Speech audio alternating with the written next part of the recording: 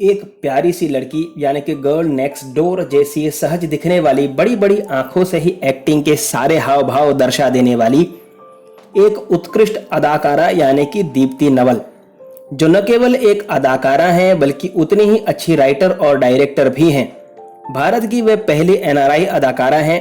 अदाकारी में जितना ऊंचा नाम और शोहरत मिली, निजी जिंदगी उतनी ही दुख और तकलीफों से भरी रही।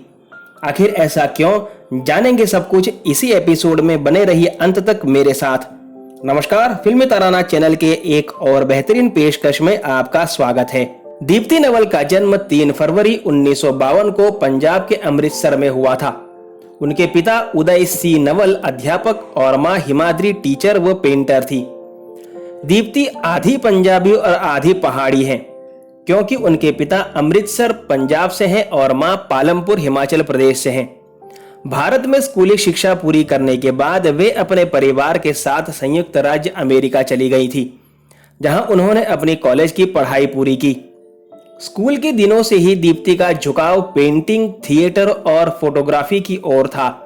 लेकिन दिलचस्प बात यह है कि दीप्ति ने अभिनय का अध्ययन नहीं किया, जिसमें उन्होंने सबसे अधिक उत्कृष्टता प्राप्त की।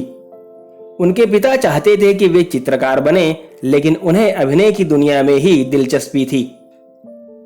दीप्ति नवल ने एक थिएटर कलाकार के रूप में अपना करियर शुरू किया। अपने थिएटर के दिनों के दौरान वे एक बार नाटक के लिए ऑडिशन देने दूरदर्शन केंद्र गई थी। वहां उनकी मुलाकात फारूक शेख से हुई, जिसके साथ उन्हें एक कार्यक्रम फारूक की सह मेजबानी करने का मौका मिला। बाद में फारूक ने उन्हें बताया कि फिल्म निर्देशक विनोद पांडे अपनी अग्नि फिल्म के लिए नए चेहरे की तलाश में है। इस प्रकार दीप्ति को वर्ष 1980 में रिलीज फिल्म एक बार फिर से मिला।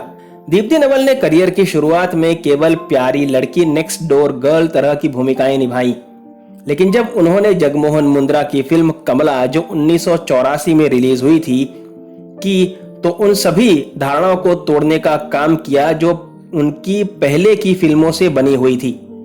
इस फिल्म में उनके दमदार अभिनय कौशल के लिए उन्हें फिल्म समीक्षकों की ओर से खूब प्रशंसा मिली।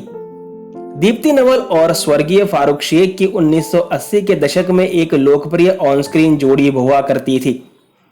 दोनों ने सिर्फ सिल्वर स्क्रीन पर ही नहीं बल्कि ऑफ स्क्रीन भी एक शानदार तालमेल साझा किया। वर्ष 1981 में आई फिल्म चश्मे बद्दूर की रिलीज के बाद वे रातों रात स्टार बन गईं। अभिनेत्री दीप्ति नवल ने वर्ष 1985 में फिल्म निर्देशक प्रकाश झा से शादी की, लेकिन शादी के 2 साल बाद ही ये दोनों अलग हो गए। 15 साल की चुप्पी के बाद दोनों ने वर्ष 2002 में तलाक ले लिया और तब से दोनों अच्छे दोस्त बने हुए हैं। प्रकाश झा और दीप्ति की एक बेटी है, दिशा झा। साल 1991 में दीप्ति की सगाई पंडित जसराज के भतीजे विनोद पंडित से हुई, लेकिन कैंसर से उनकी मृत्यु हो गई।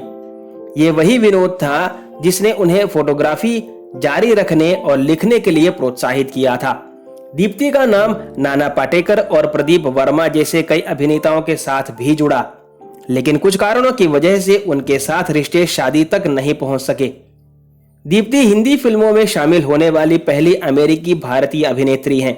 वे एक अच्छी कवयित्री हैं और वर्ष 1981 से अब तक उनके कई कविता कोश प्रकाशित हो चुके हैं, जिनमें Lamha Lamha, black wind and the mad तिब्बती, stories from then and now आदि शामिल हैं।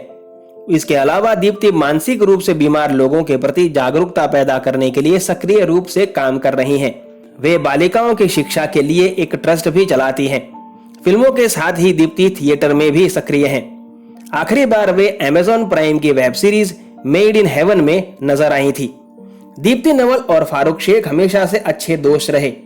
निर्देशक प्रकाश झा से शादी के बाद दोनों में क्या अनबनाव हुआ ये तो कभी पता नहीं चला, लेकिन दोनों सिर्फ 2 साल साथ रहे और अलग हो गए। विनोद पंडित की भी ट्रेजेडी हुई। इन सभी घटनाक्रमों के बीच दीप्ति का नाम जिन भी कलाकारों के साथ जुड़ा, वहां भी उन्हें सच्चा प्यार मिला नहीं। आखिरकार वे उसी को प्यार करने लगी जो उन्हें सबसे ज्यादा पसंद है, नॉवेल राइटिंग। दीप्ति अपना ज्यादातर समय अब उत्कृष्ट कला लेखन में ही बिताती हैं और उनकी बेटी उनके साथ ही रहती हैं। तो ये थी अभिनेत्री दीप्ति नवल की संक्षिप्त कहानी। आशा करता हूं आपको पसंद आई होगी। कृपया वीडियो को लाइक करें, अपना प्यार अवश्य दिखाएं। यही मेरी जीवनी है। चैनल को प्यार देने के लिए धन्यवाद। आपसे मुलाकात होगी जल्द, तब तक अपना ख्याल रखें। धन्यवाद।